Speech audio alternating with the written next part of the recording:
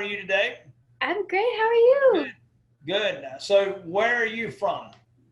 I'm from Columbia, South Carolina. Okay, very cool.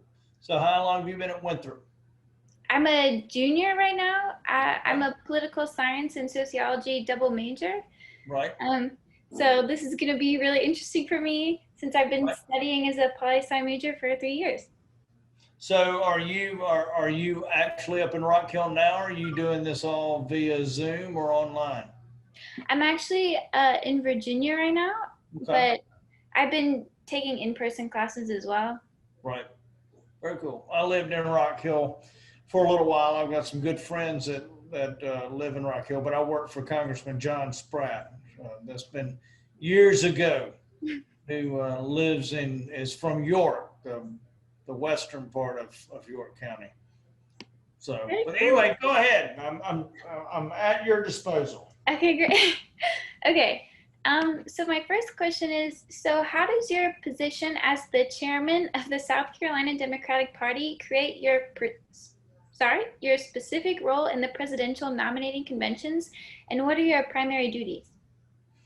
Well, my primary duty as chairman is to create an organization that puts our candidates in a position to win.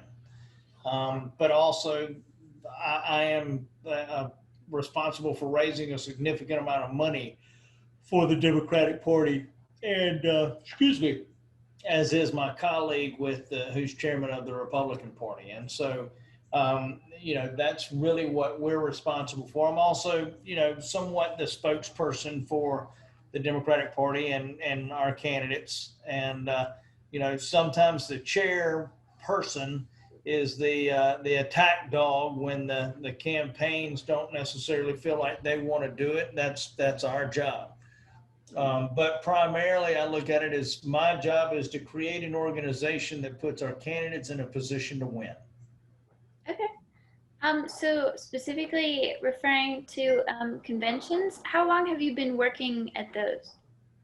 Well, I mean, it depends on what you mean at conventions. You've got county conventions, and then you've got state conventions, and then you've got national conventions. Mhm.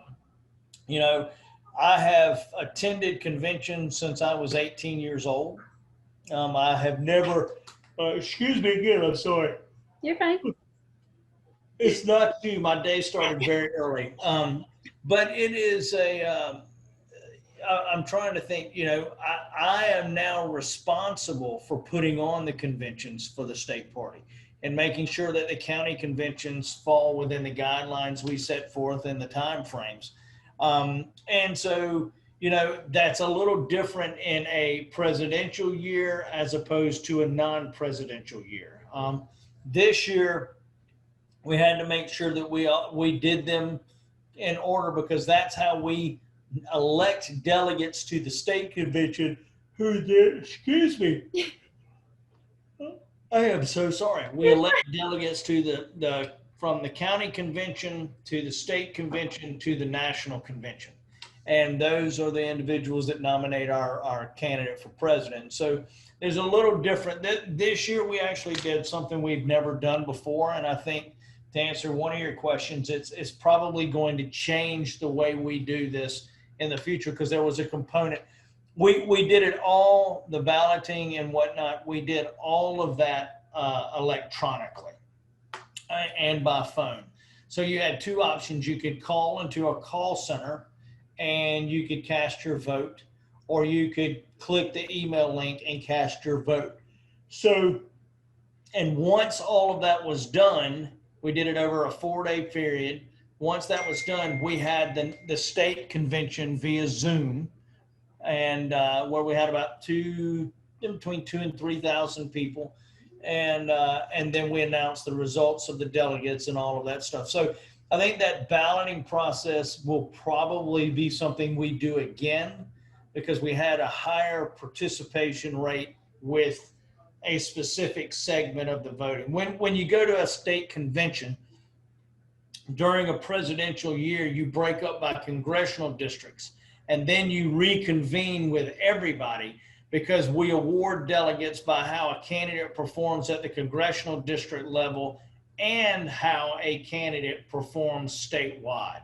And so you have to have delegates from the congressional districts as well as the entire body at large. And so, I think, oh my God, so embarrassed.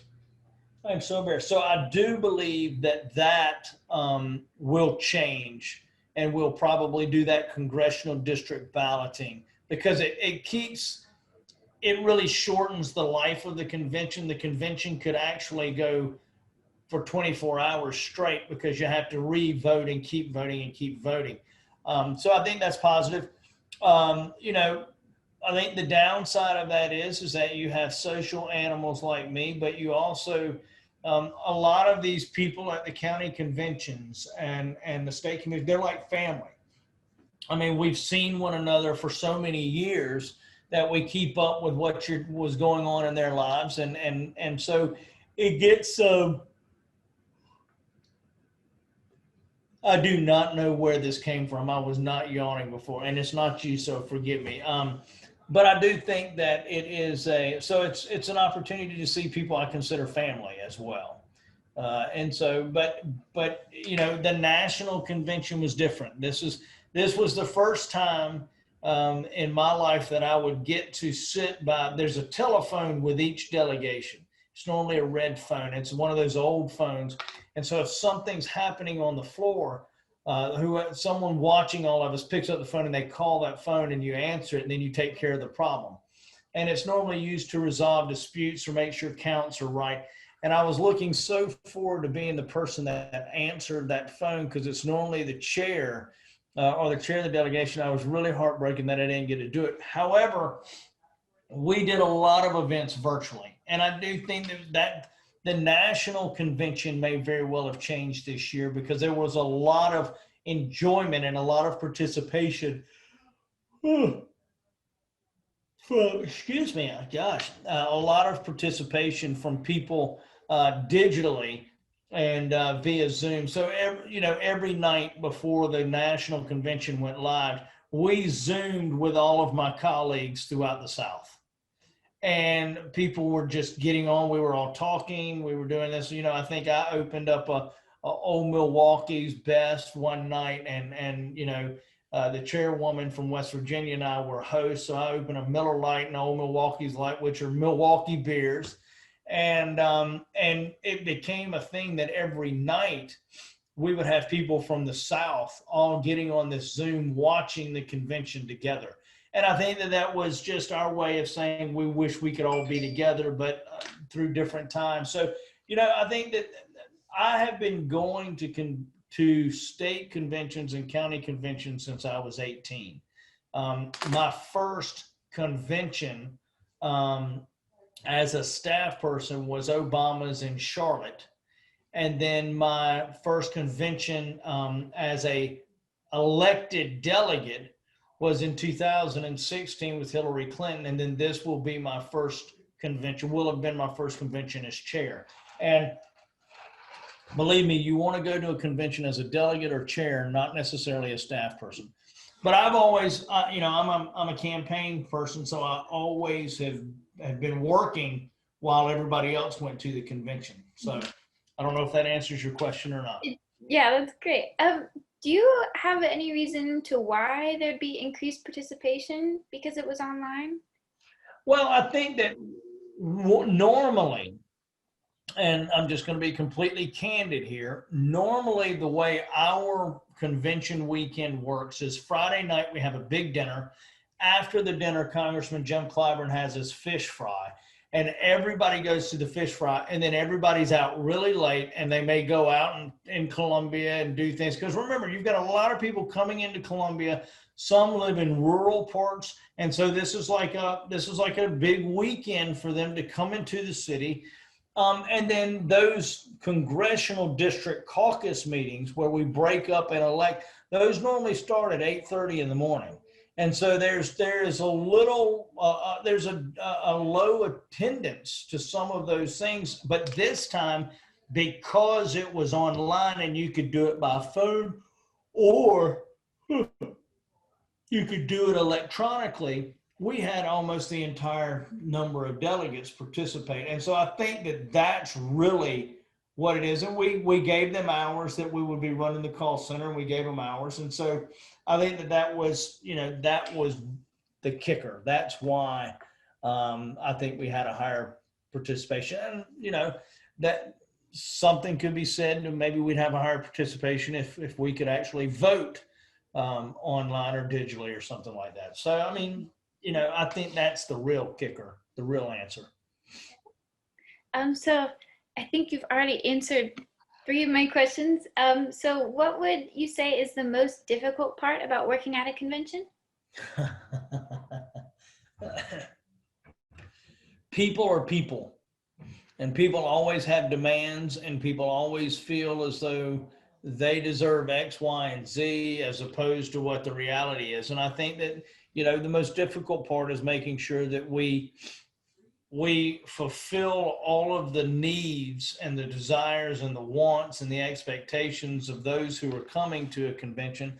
But also, I think the other biggest component to this is making sure that it runs on time. If you don't have a team that can create a circumstance where people come in, they participate at a convention, it runs efficiently, it runs on time, it's easy to get in, it's easy to get credentialed, it's easy to get your seat.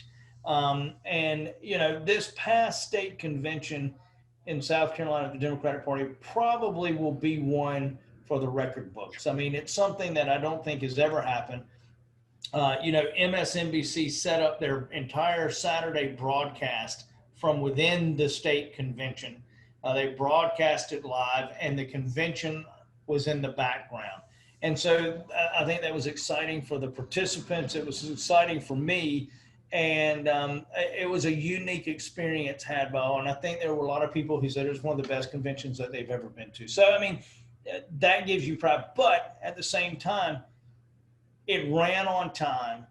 It ran efficiently. We had a team of individuals. Matter of fact, a young man not much older than you was responsible for the logistics of that entire weekend. And we ran 30 minutes ahead of schedule. And so, that's something that we try to, because these dinners and these events can go on and on and on and on. And it's just extremely, you have to be cautious and appreciative of everybody's time. So I think those two things, making sure we live up to the needs and the expectations of everyone coming and the wants and the demands, but also making sure this event runs on time and on schedule. Okay. And so you kind of already answered this, but what is your main goal when working at a convention, and how do you achieve that goal?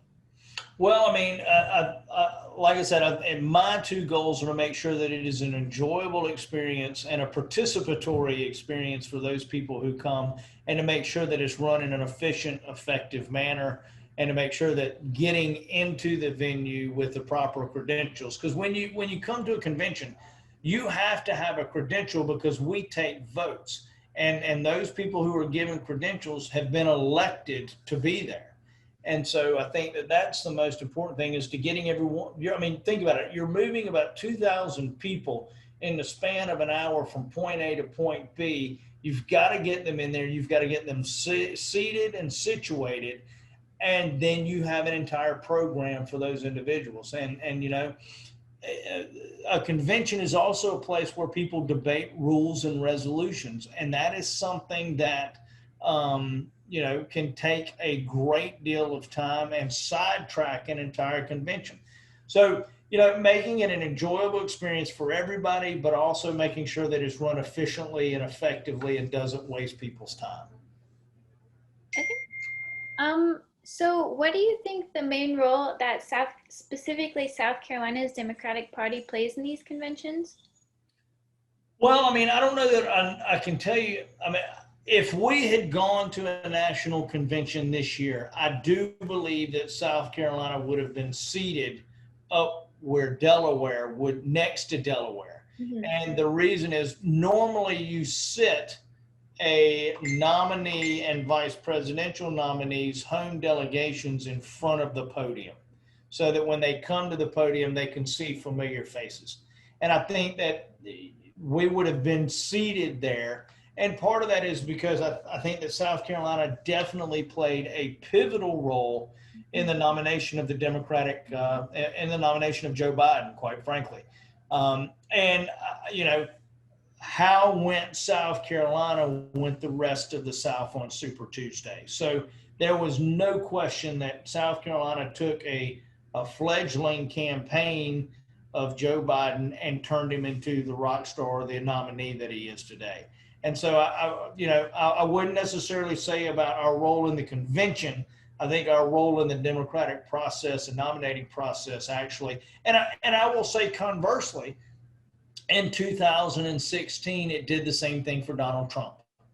You know, Donald Trump had to, the truth is that Ted Cruz had to win South Carolina, but him losing it to Donald Trump secured the nomination and eventually pushed Cruz out of the race. So I do think that there is, you know, South Carolina is, I believe, cemented its role in the nominating process for the Republican and Democratic presidential candidates. I mean, think about it this way.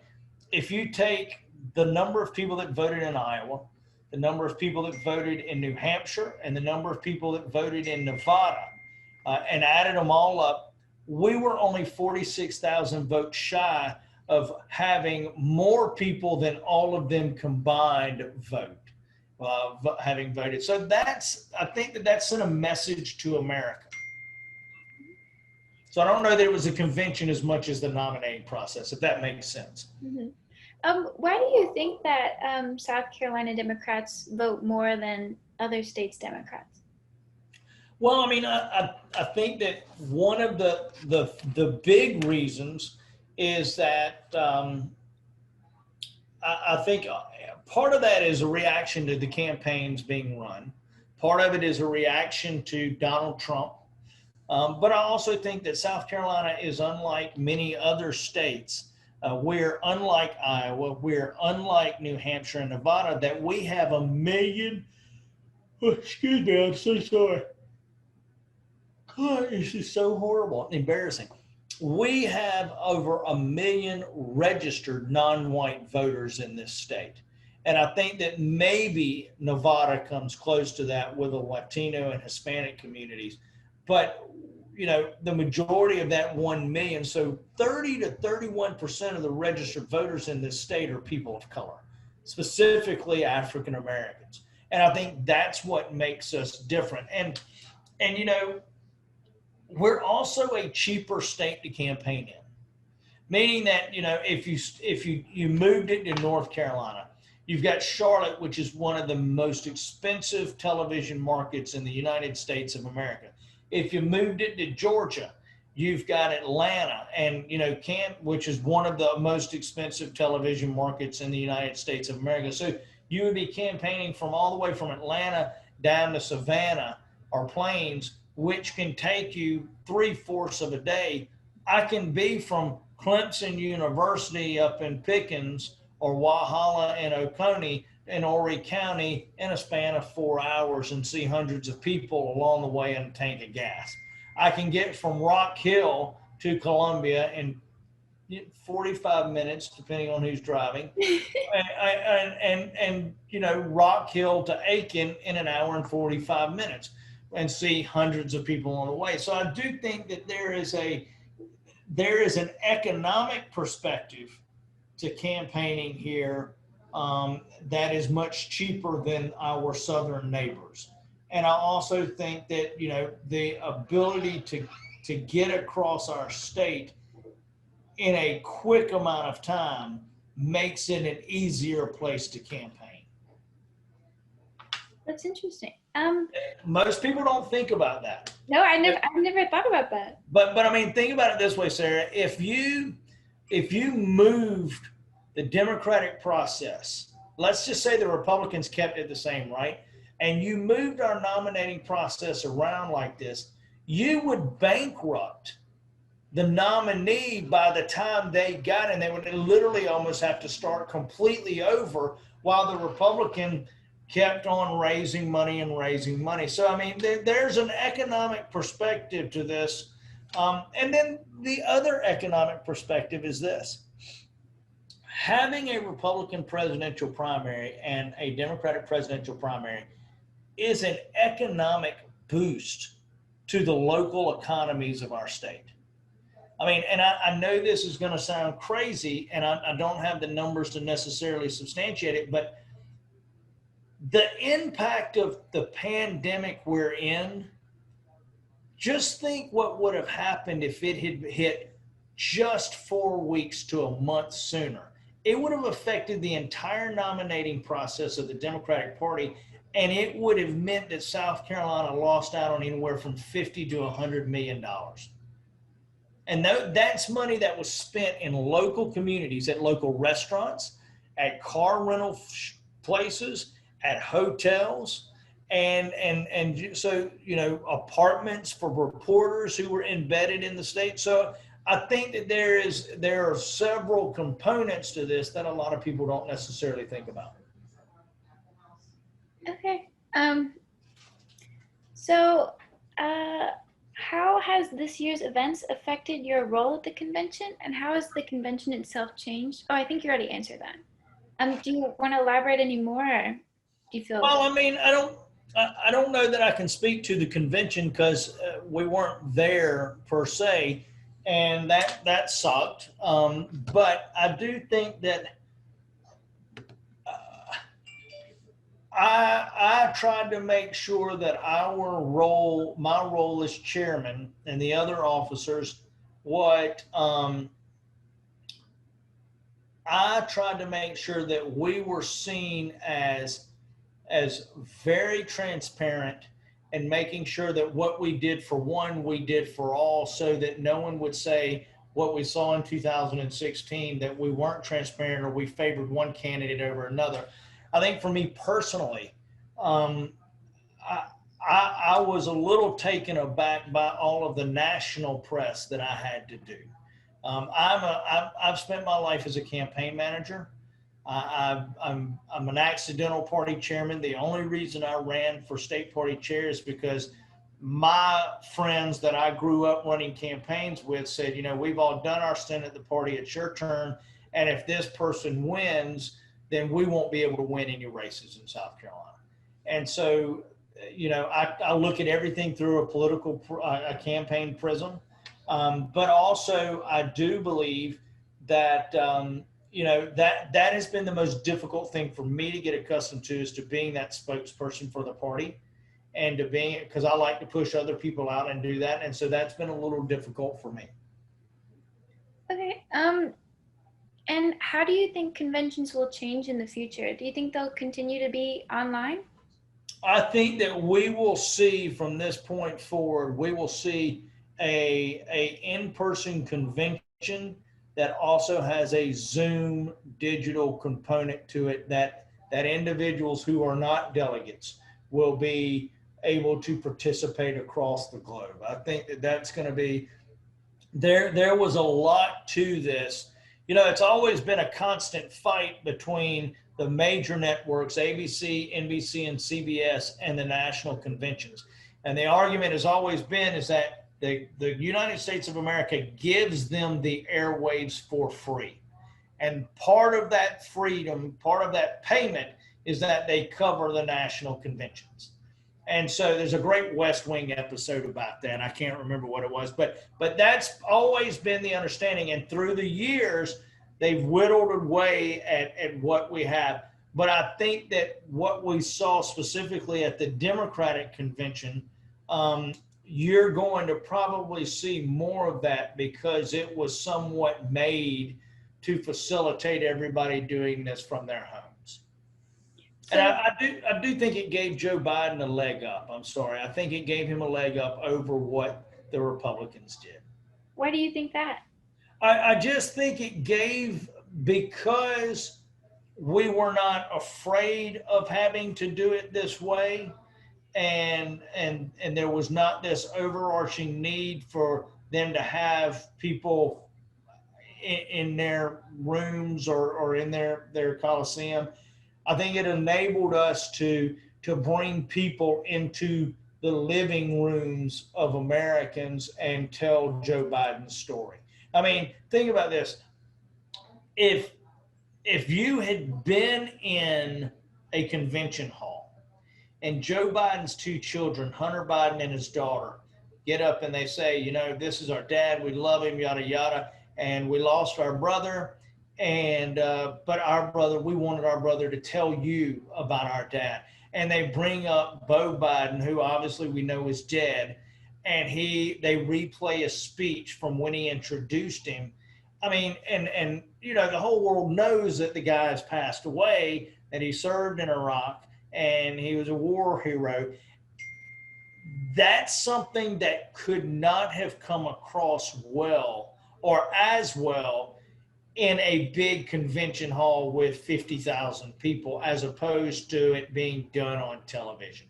And I think that was it actually gave Joe Biden the ability to show empathy. And that is something that I think completely contrasted with the parade of speeches that were not pre-recorded, and the show that was not as quite frankly, it wasn't as made for television. It was made for the psychology of one or two people. And make no mistake, it was a powerful message seeing the west part of the White House, the East Lawn, done that way. It was very powerful, but it was just different. And I think we'll see they'll continue to experiment with that. But Sarah, I mean, you get information differently.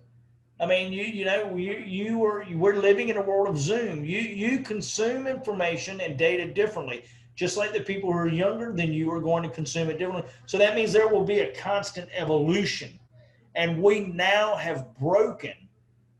I think we've now broken from that stale psychology of convention halls and smoke-filled rooms and doing it that way. And so now that we've broken that mold, the change will be easier to make. Do you see any negatives in the online aspect? Oh yeah, but I mean, I think they're all selfish on my part. I mean, I still want to go, and I mean, national conventions are fun. I mean, they are very, very fun. I mean, think about it. We're only in the convention hall in the late afternoons and early evenings. The rest of the time, we're going to events, we're going to caucuses, we're going to parties. I mean, and you're seeing the culture of whatever part of America that we're in. So, I mean, so from a selfish perspective, yes. And also, you know, it sucks a little bit that you don't get to go, you know, if there is a brokered convention, you get to find out whether your non-electoral votes or your 66 delegates matter in a swap. I don't see us ever going to a brokered convention, but I mean, so from a selfish perspective, yes. From a realistic, pragmatic perspective, no. I mean, it's going to change constantly. Cool.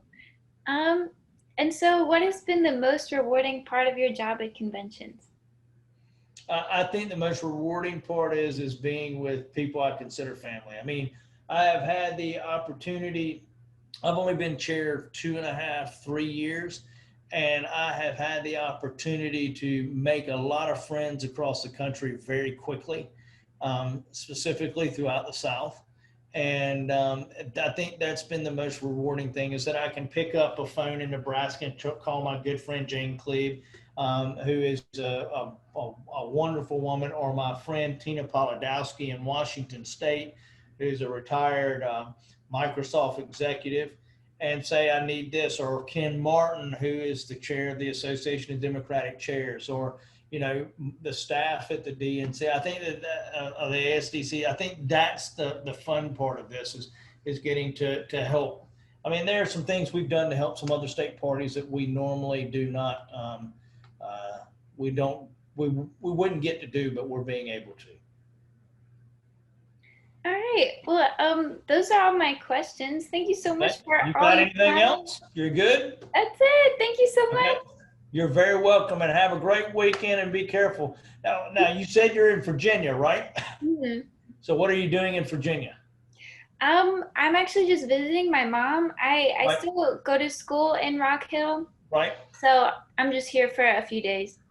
What part of Virginia? Charlottesville? Oh yes, I've been to Charlottesville once or twice myself. It's a great trek to go see Poe's residence on the lawn or the home of Jefferson. So Hmm.